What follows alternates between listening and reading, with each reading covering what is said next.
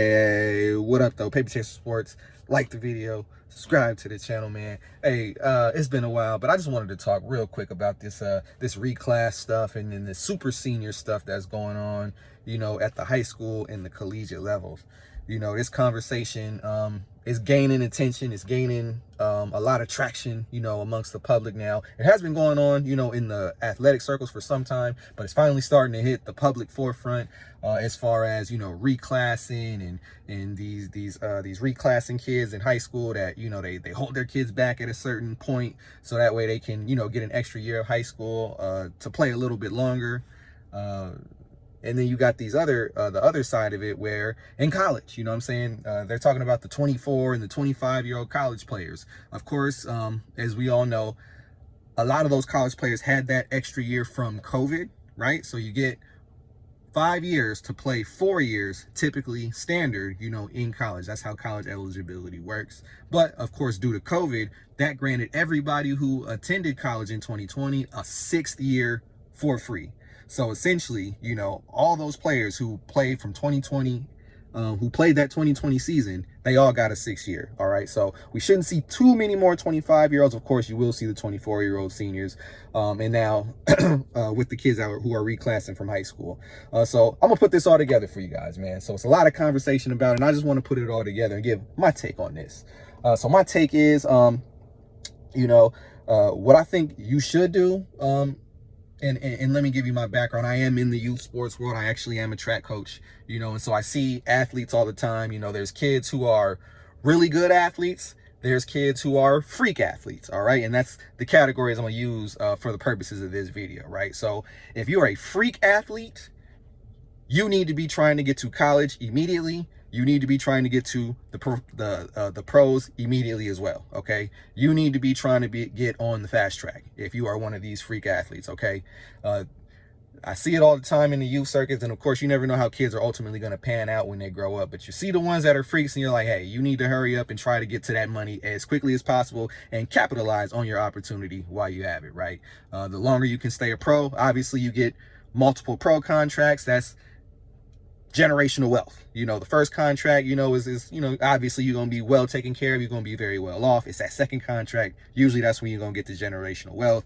You get to a third contract. Hey, that's an even bigger blessing. So of course, as a freak, that's why you want to hurry up and get through the system as quickly as possible. That way you can get to the pros as quickly as possible and get as many contracts as possible while you are a professional. All right. So that's for the freak athletes.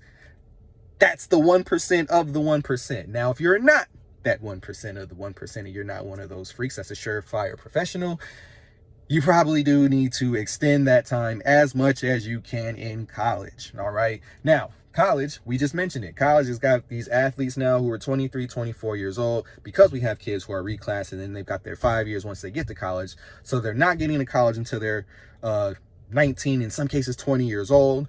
And then you're talking about now you've got 5 years of eligibility. So you're talking about some guys now getting as old as 25 years old now that is playing in college. Some people argue, is that even safe? Is that even safe for an 18-year-old kid? And we're talking about, like, think football, right? An 18-year-old kid comes in, he's got his 18-year-old body versus this guy here, who reclassed in high school, maybe has an early birthday or whatever. So this guy's 25 years old.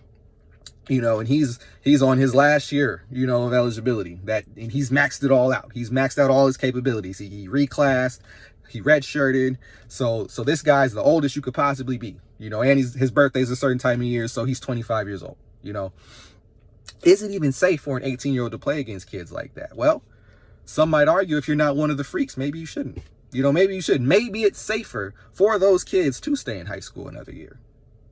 So everyone talks about the high school reclasses, so we got the high school kids who are reclassing again, so that it gives them a better opportunity to ultimately get recruited, to get to college, to get scouted, et cetera, et cetera. So they're holding these kids back in 8th grade.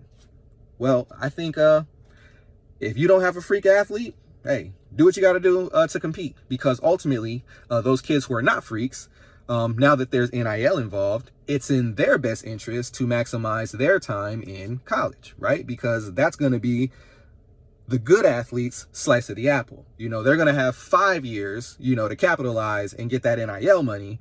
And then they got to go off and then they got to be, you know, regular people like the rest of us.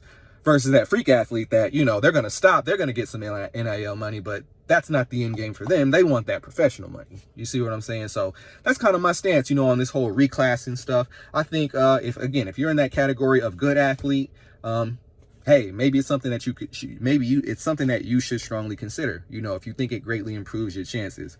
Ultimately, we know that Division I college it's height, weight, speed, and skill. Okay. You know, you got to check a lot of boxes, you know, in order to get there. So everyone should have a reasonable assessment about where they are when it comes to that. You know, if you're not getting scholarship offers, you know, if the colleges are not knocking at your door, you know, and you're the one that's pursuing the colleges, that should probably give you a good idea about where you stand. Because the truth of the matter is, the ones that are the freaks, hey, they don't have to contact the colleges. The colleges are finding them. All right. So that's kind of going to give you a good gauge about where you stand in that category. So if you're not one of those kids, hey, maybe it's in your best interest to stay in high school a little bit longer if you do need to do so. So that's my stance.